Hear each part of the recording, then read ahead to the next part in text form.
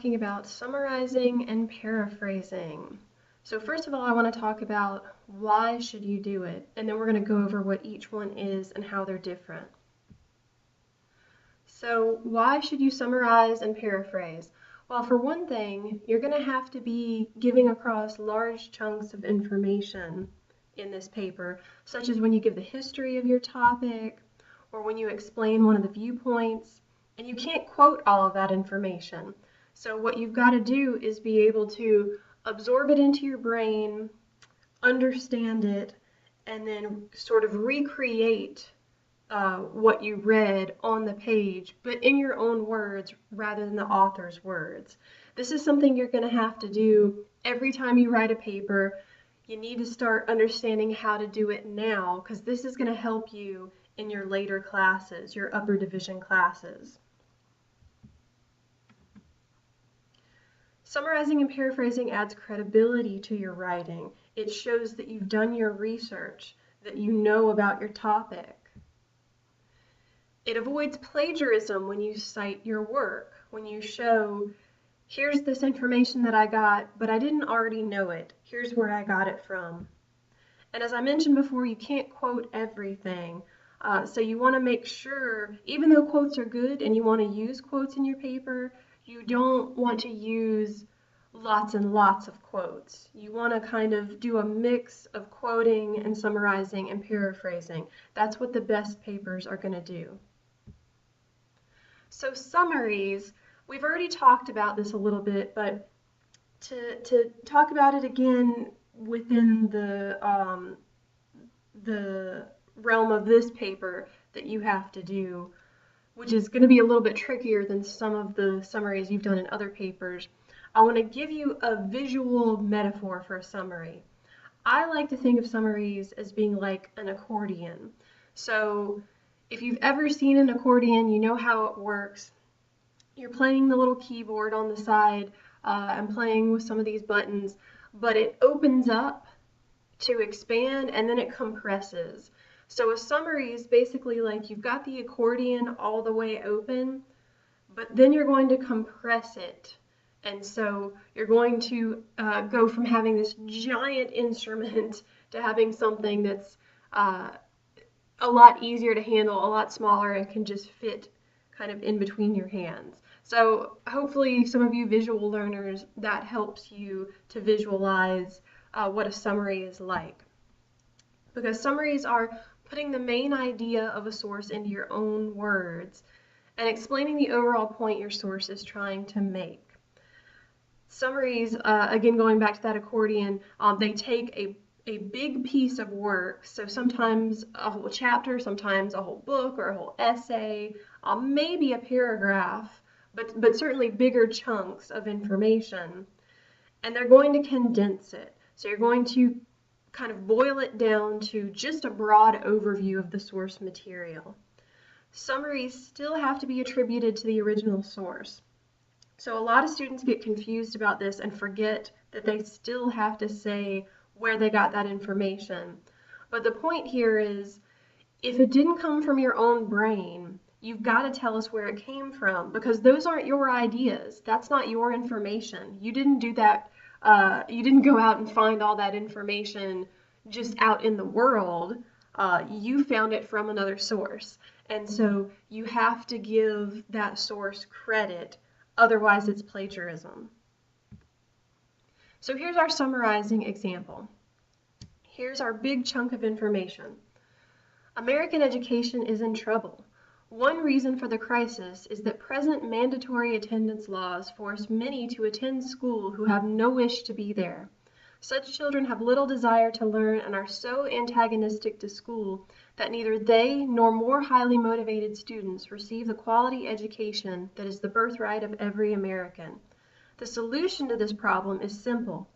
Abolish compulsory attendance laws and allow only those who are committed to getting an education to attend. All right, so this is a paragraph, and there's, a lot of information here, and so we want to boil it down to what are the most important things, because if we're writing a paper about this, you can't just copy and paste this into your paper because that's plagiarism, But also, we might have a lot of other things to say about this. This might just be one viewpoint on the issue, and so we don't want to turn around and give every single detail from this particular viewpoint because we've got other stuff we have to talk about as well. So we just want to boil it down to what is the main idea going on in this source. So one thing that you might find helpful with summarizing is just jotting down a short list of what are the most important things that we need to make sure we talk about with this source. So we want to talk about, okay, there's a problem with the American education system. That's something we need to mention. What is the source of that problem, at least according to this paragraph? It's these mandatory attendance laws. So we need to make sure we talk about that as well. And so what do they want us to do? They want us to get rid of them. And they're saying that that is a solution to this problem. So we want to make sure to talk about those three things in our summary. The problems in American education, the problem according to this source is the mandatory attendance laws, and that we should do away with them. So here's one way to summarize it in your paper. Getting rid of compulsory attendance laws will help the American education system by ensuring only students who want to learn attend school. So we broke this paragraph down into one simple sentence, and we are giving credit to our source. So Cipher is the last name of the author, and then we're giving the page number as well, because we're showing we didn't come up with this on our own. We are citing a source that said this. So this is what you want to do for a summary.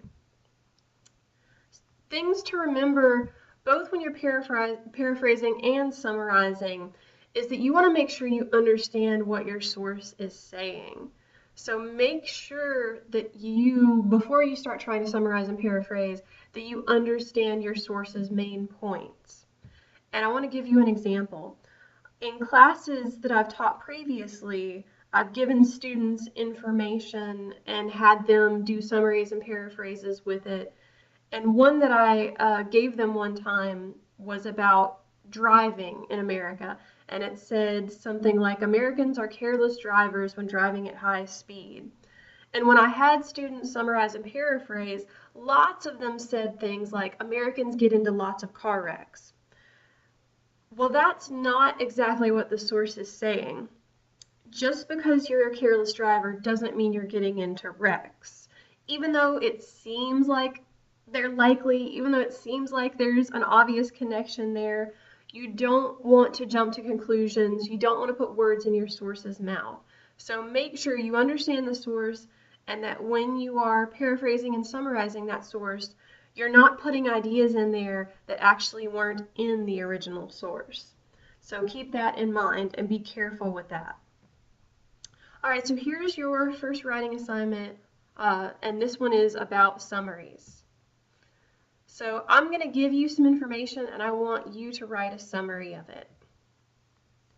So we've got our author's name, and we've got our page number here, and here's the paragraph that I want you to summarize.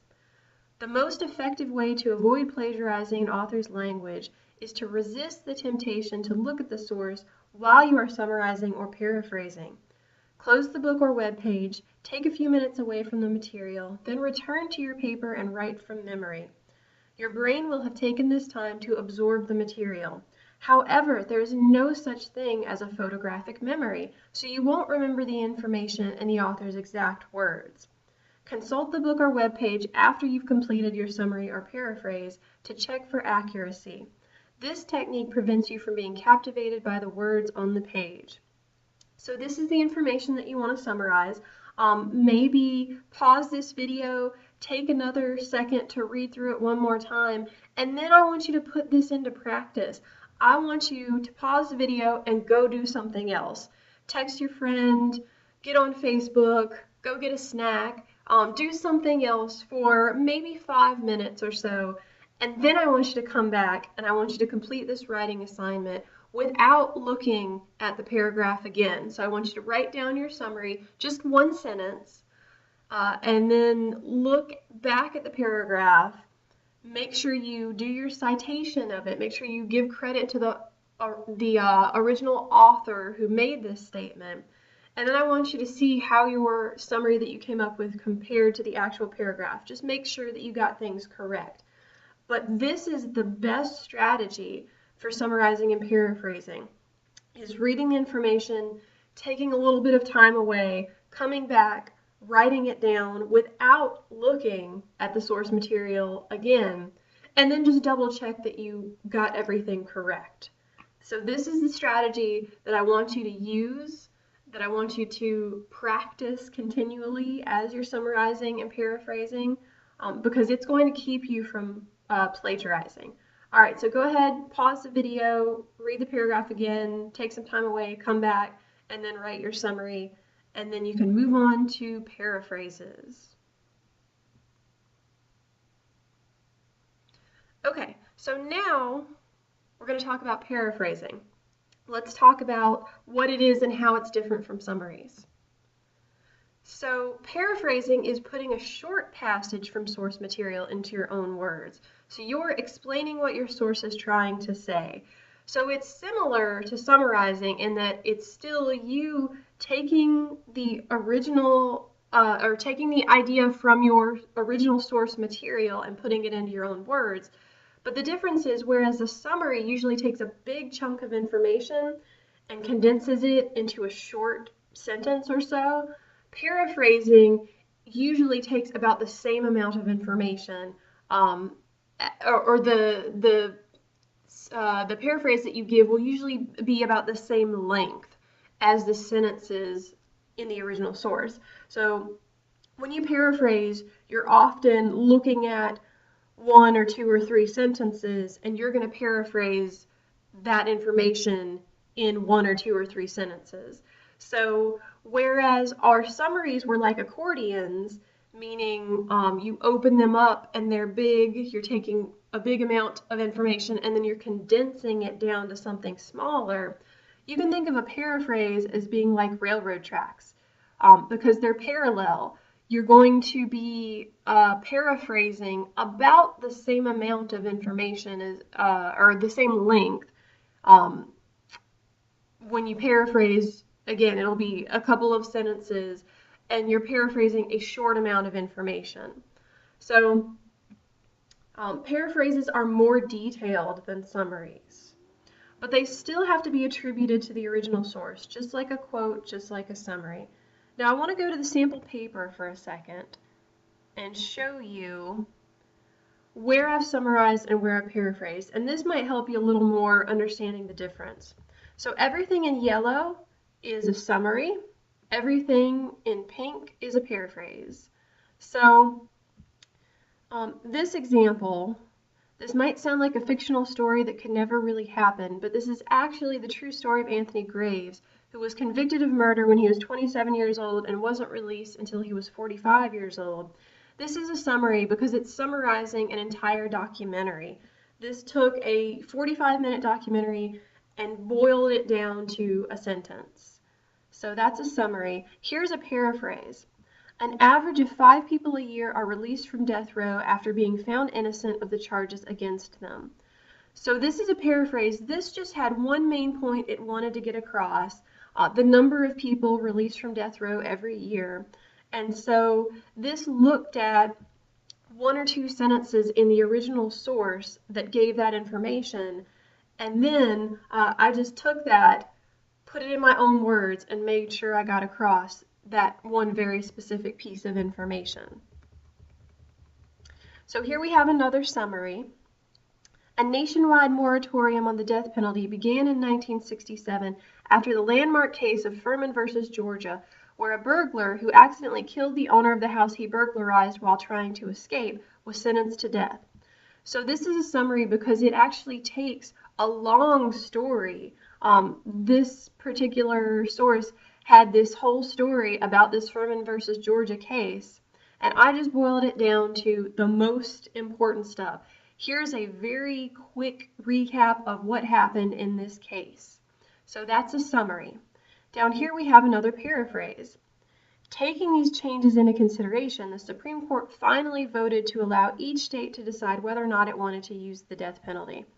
So this was looking at a piece of information that was just one or two sentences long, And I just wanted to get that across, what happened, what the Supreme Court's final decision was when it was looking at whether or not to continue with using the death penalty in America. This whole paragraph is a summary. So in this paragraph, it talks about this case with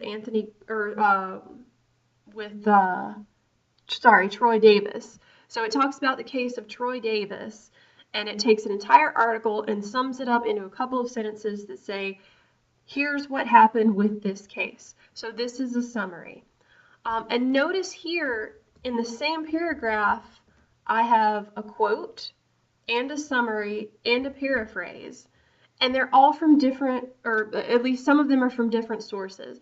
So every time you cite something, every time you're quoting and summarizing and paraphrasing, make sure that you're citing which particular source it comes from.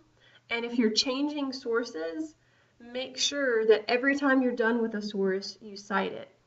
So this whole sentence comes from this particular source, but everything after it comes from this source.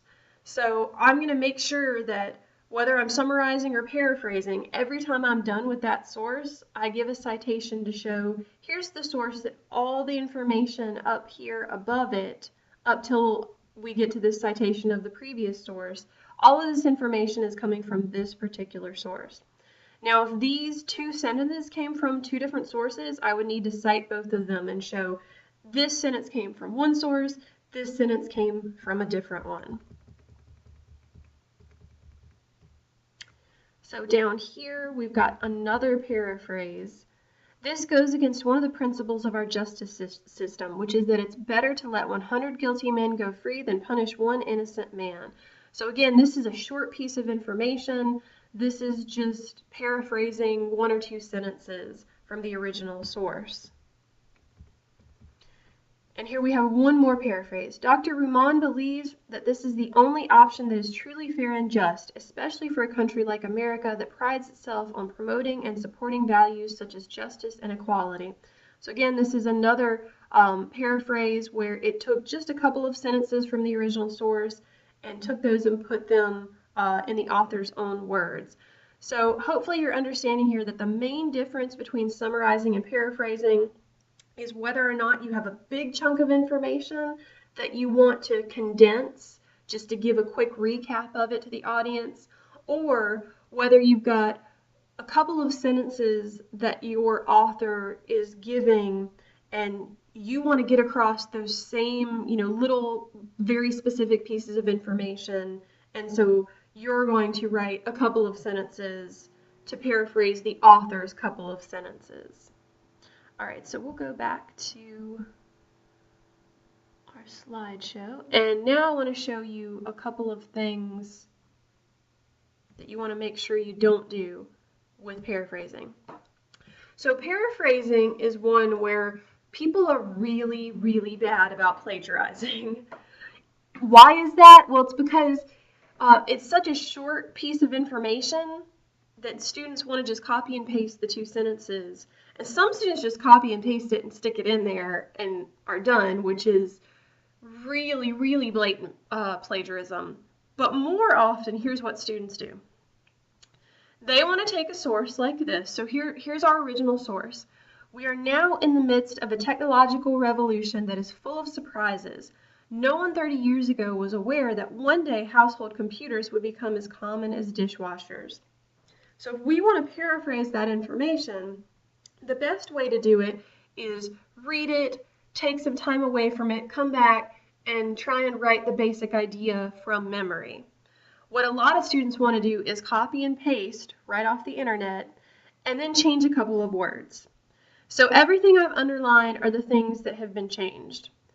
So this is we are currently instead of now, in the middle instead of midst, of a new technological era instead of a technological revolution that is full of amazement instead of surprises, nobody instead of no one, 30 years ago imagined instead of was aware, that someday instead of one day, household computers would be instead of become, as ordinary instead of common, as microwaves instead of dishwashers.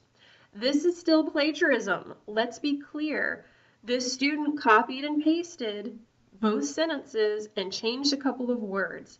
Changing a couple of words does not make it yours. If I take someone's song and just change a couple of words, but don't change the rhythm, that doesn't make it my song. So there's famous examples of this, but just because if you like take a Rihanna song, but you change a couple of words and you release it and you say, this is my song, Rihanna's gonna sue your ass. So don't think that this is any different. So you can take the same idea and put it in your own words and make it, sound like your voice, and that's okay. But this is not okay. Changing a couple of words does not make it yours. So let's look at how we can take that source and put it in our own words and make it a paraphrase that works and is not plagiarism. So again, our original source is, we are now in the midst of a technological revolution that is full of surprises. No one 30 years ago was aware that one day household computers would become as common as dishwashers. So if we read this, take some time away, come back, we've absorbed the material, now we're going to try and write it from our own brains, our own viewpoint, but stating the same basic idea. Here's something that is a good paraphrase. Technological advances are a huge part of modern day society, and there's no telling what will happen next. Back in the 70s, no one would have believed that in a few decades almost everyone would have a computer. It's the exact same idea, but it's completely different words. Other than technological, this is all different words, and obviously computer is the same too, but the sentence structure is completely changed. The basic ideas are the same, but see, like, for example, instead of saying full of surprises, this says there's no telling what will happen next. Instead of no one 30 years ago, it's back in the 70s. Instead of that computers will become as common as dishwashers, it's no one would have believed in a few decades almost everyone would have a computer. So it's the same basic idea, but completely different words for the most part. So this is what you want to do when you paraphrase. And again, you can do this, but not if you're doing that copy and paste and change a few words method. That's going to be too tempting. Don't copy and paste anything ever, because it's too tempting to plagiarize, or there's the possibility that you forget that you copied and pasted. And so then again, it's plagiarism. Just because it's an accident doesn't mean it's not plagiarism. And I'm going to treat it the same way, and you're going to lose lots of points, if not get a 0 on your paper. So don't do that previous method. Do it this way. Take time away, come back, write from memory, and whatever you come up with is probably going to have the same basic idea, but it'll be in your words instead of the original author's words. And again, we still have to cite it, because even though this is in our own words, we took that idea. We took that same basic idea. So this is kind of like when you hear sampling. So if you're listening to a rap song and they sampled music from a previous artist, they still have to give credit. They still had to get permission to use that song, and they still have to give a portion of the money they make off of that song to the original artist. If they don't, again, they'll have a lawsuit on their hands. So if you think about the way these things happen in music, it's the same sort of thing. You can take someone else's information or music and remake it and use it as your own and make it new, but you still have to give credit to that original source, or it's going to be considered plagiarism and you're going to get in trouble. So other things you want to remember with summarizing and paraphrasing are common knowledge, which we've already talked about. Common knowledge, your opinion, and things you already know don't need to be cited. When in doubt, go ahead and cite something. It's better to cite it and not need that citation than to not cite something and then potentially have it look like plagiarism. So when you're thinking about common knowledge, just think, does the average person who's intelligent know this answer? And if so, you can think about it as common knowledge. If not, go ahead and cite it. Don't take credit for ideas that are not yours. Whether you're summarizing or paraphrasing, you still have to give the author's last name, give the page number if there's a page number. If there's no author, you can give the title of the article, but you've got to tell me where that information came from if it didn't come from your own brain. And then finally, summarizing and paraphrasing does not mean just replacing a few words from the original source. That's plagiarism. You are looking at this as a remix. So remixes don't just take the original song and change a couple of the beats. They take it and they remake it and they make it their own. And that's what you want to do with summarizing and paraphrasing.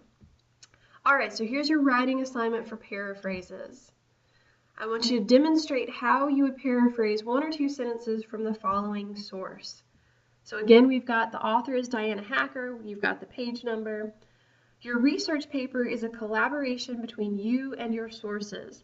To be fair and ethical, you must acknowledge your debt to the writers of those sources. You must cite any ideas borrowed from a source. If you don't, you commit plagiarism, a serious academic offense. All right, so what I want you to do is, again, pause the video, read this, pick one or two sentences and read them again, and then walk away, go do something else, give yourself 5 minutes or so, and then come back and try and write from memory the basic idea of what those one or two sentences were, and then double check it against the original source. Make sure it's not too similar, but make sure that you've stated things correctly. And then you'll be done with this particular assignment on summaries and paraphrases. All right, so that is the end of our lesson.